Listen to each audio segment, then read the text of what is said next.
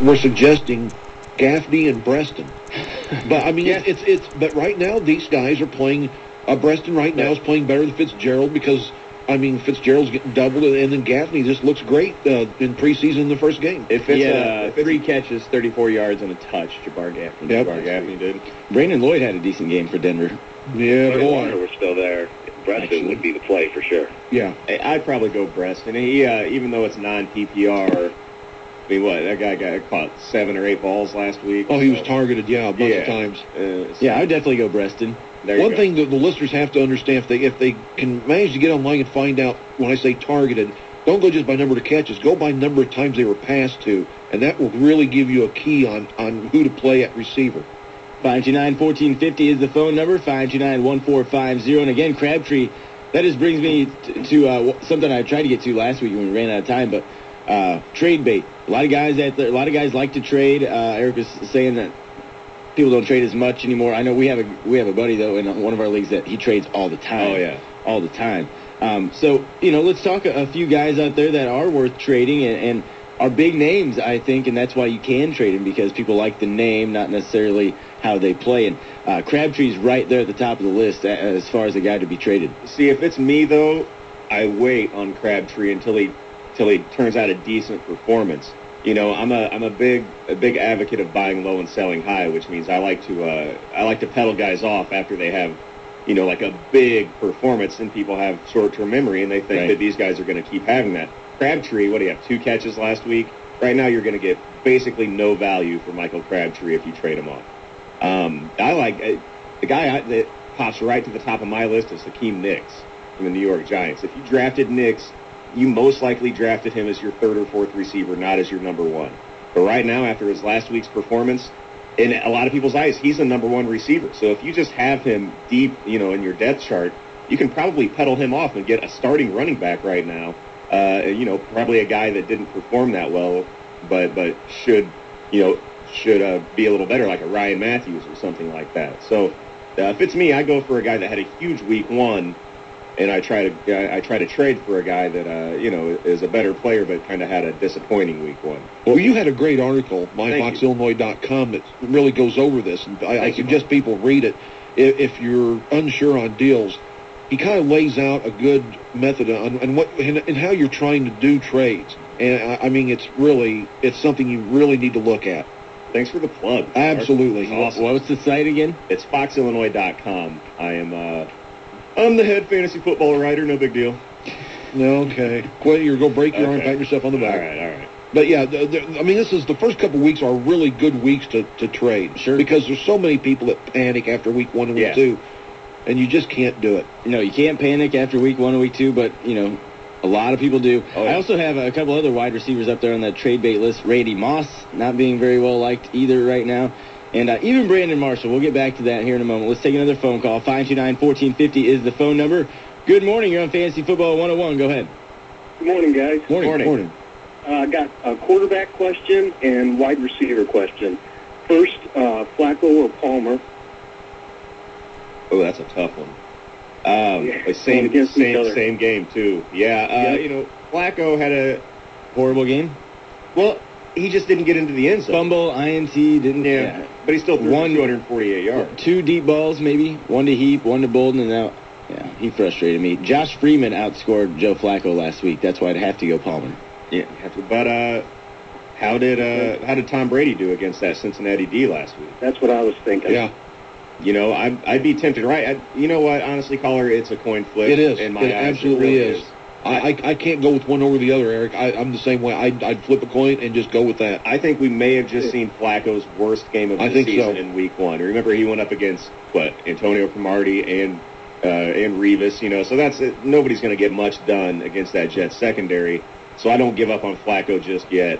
I might be tempted to just plug him in week 2 and maybe the rest of the way, depending on how he does this week. But I'd stick with Flacco this week if I were you. Okay, now for wide receivers, I need 3, and it's a non-PPR. I've got Calvin Johnson, Dwayne Bowe, Malcolm Floyd, Hakeem Nicks, Devin Aromashadu, and Bernard Berrian. How many of those do you need? 3. 3 out of the 6. The 3 that jumped out at me were your middle 3. I like Floyd this week. He had 12 targets, didn't have a lot of production, but I still think that he's going to have a real good game. I like Nix, and I like Aromashadu. What's the latest on Nix? Check Nix, though, because he's questionable. He might not think even he's got play. an ankle. Yeah, I think it's a thigh. Questionable. I say him as questionable, but if he's going to play, I like him. I like Aromashadu. It seems like to me that Aromashadu and Cutler really have some kind of connection here. Yeah, he actually popped up on my injury report also. Aromashadu was questionable with his knee.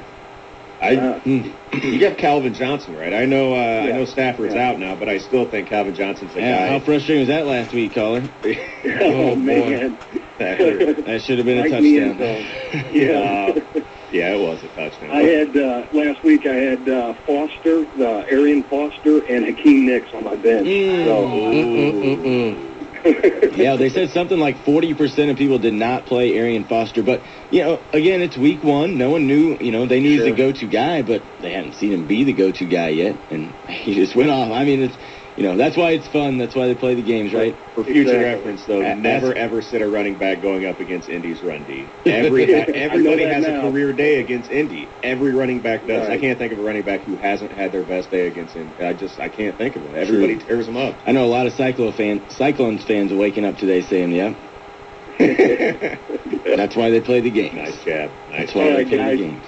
Thanks a lot. Good luck to you. Thanks for the phone call, 529-1450, 529-1450. I do like Malcolm Floyd this week. I think that Chargers offense is, no pun intended, they're going to be charged up this week. Well, Phillip Rivers was not a happy camper last week. No. And this week he is going to air it out. I have a feeling, I think they're going to roll. But that Chiefs defense was fun to watch last week. Let's take another phone call. 529-1450 is the phone number, and I actually picked them up in one of my leagues. Attaboy. Another good matchup, actually, for Kansas City this week.